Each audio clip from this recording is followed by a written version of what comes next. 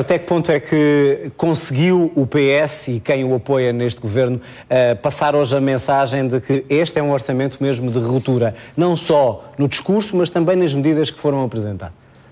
António Costa volta a repetir isso e tem repetido até a exaustão, e isso deve ter alguma eficácia na medida em que do outro lado encontra ou algum silêncio ou, em muitos casos, apenas a repetição de chavões que vinham do passado e que me parece que nesta altura têm pouca eficácia. Parece-me que Pedro Passos Coelho está ainda à espera daquele que será o resultado do Congresso do Partido Social Democrata, até para afinar agulhas relativamente à trajetória que irá começar a traçar, e por isso, nesta altura, na verdade, a oposição é muito mais fraca do que aquela que António Costa eventualmente temeria alguns meses atrás. E por isso a sua mensagem acaba por ter mais eficácia. De resto, ele hoje à tarde mostrou bem mais desenvoltura do que aquela que revelava quando era líder da oposição e enfrentava Pedro Passos Coelho, muitas vezes em enorme dificuldade.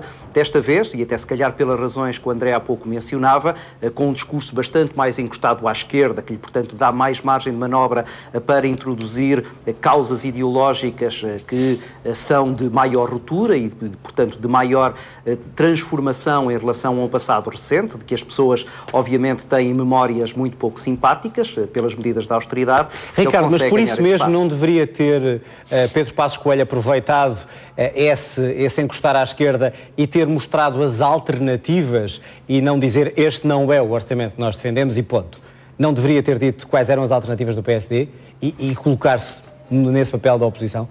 E só que me parece que teria sido politicamente mais inteligente da parte de Pedro Passos Coelho, mas claramente ele não está nessa estratégia, já o tinha demonstrado anteriormente, hoje não foi sequer surpresa que não esteja sequer ele a falar e a levantar essas bandeiras, eventualmente por razões táticas. Penso que o PSD tem ainda alguma esperança de que as coisas possam não correr bem para o Partido Socialista. E com isto eu não estou a fazer nenhum juízo de valor e a achar que os social-democratas querem que o país caia num poço. Não, o que eu estou a dizer é que os social-democratas fazem uma leitura de que a probabilidade de ser necessário um orçamento retificativo, a probabilidade da Comissão Europeia, chegando a maio, fazer uma avaliação muito negativa da execução orçamental e obrigar o governo português a introduzir medidas de austeridade adicionais é grande na perspectiva dos social-democratas. E, portanto, nesta altura, o PSD prefere-se fazer de morto, isto é, não contribuir sequer com soluções que, eventualmente, o Partido Socialista depois poderia querer aproveitar, obrigando o PSD a votar favoravelmente essas modificações. Ricardo, é de esperar mais algumas reivindicações ou alterações deste orçamento na especialidade por parte dos parceiros do governo?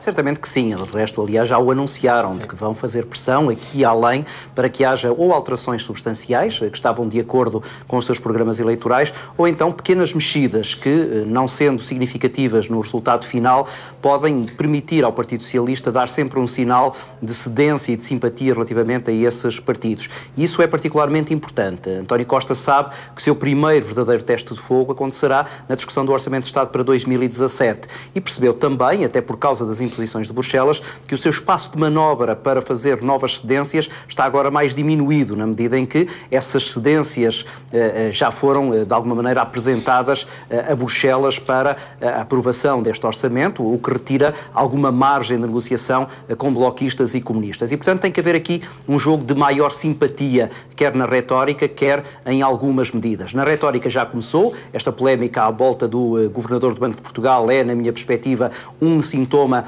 dessa tentativa de criar simpatia junto dos partidos que há muito tempo andavam a criticar Carlos Costa. Depois, do ponto de vista prático, é natural que nesta discussão na especialidade o Partido Socialista queira dar ainda mais alguns pequenos agrados aos bloquistas e comunistas, sem que haja uma grande mexida nas contas, até porque aí, como já se percebeu, também não há grande margem de manobra. E o discurso da renegociação da dívida, que já ouvimos quer o PCP, quer o Bloco, voltará ainda durante este orçamento, o debate do orçamento, ou não? Ou é algo para discutir depois? É para discutir depois. Carlos César, de resto, já o deixou muito claro. Agora é o momento de discutir o Orçamento de Estado. Fica em aberto essa questão da renegociação da dívida. A minha dúvida, e é uma dúvida sincera, é se isso é apenas mais uma manobra de retórica do Partido Socialista para manter a simpatia junto dos partidos à esquerda, ou se há mesmo uma intenção do Partido Socialista de colocar seriamente essa matéria em cima da mesa dos deputados na Assembleia da República e daqui a algum tempo, com eventualmente uma negociação prévia junto de Bruxelas, começar a tratar essa matéria de forma mais assertiva.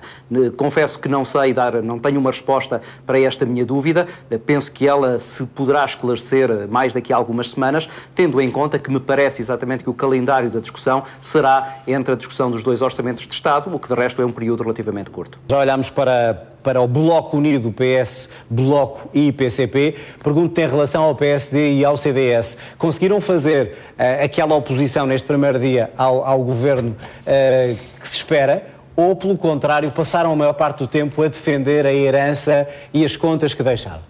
Estão excessivamente à defesa e pela primeira vez pareceu-me que não há o tal bloco PSD-CDS que durante mais de 4 anos tinha durado debaixo do guarda-chuva de Pedro Passos Coelho. Claramente agora os partidos já estão a tentar ganhar a sua identidade, o CDS com uma nova líder em prospecção a tentar ganhar o seu espaço, estrategicamente Paulo Portas fora do Parlamento, uma viagem à Colômbia, a deixar que Assunção Cristas ganhe visibilidade, ganhe palco. O PSD, como eu dizia há pouco, com Pedro Passos Coelho, um pouco ainda indeciso relativamente ao que quer fazer, a tentar deixar passar uma espécie de período de nojo entre a sua estratégia política e aquilo que ele agora quer refundar em termos de conceito de social-democracia e, portanto, também a recuar um pouco em relação à tal estratégia que ele irá montar. Isso, quanto a mim, teve danos naquilo que é a imagem quer do PSD, quer do CDS, que claramente apareceram muito aquém daquilo que seria esperado por uma coligação que, recorde-se, apesar de às vezes isso já se parecer muito longínquo, ganharam as eleições em 4 de outubro. Ricardo, mas rapidamente, Passos Coelho não deveria aproveitar este debate do orçamento para reforçar a sua posição de líder numa altura em que alguns dizem que parece o PSD um cavalo cansado ou uma carroça, essas analogias que têm vindo pessoas com algum peso?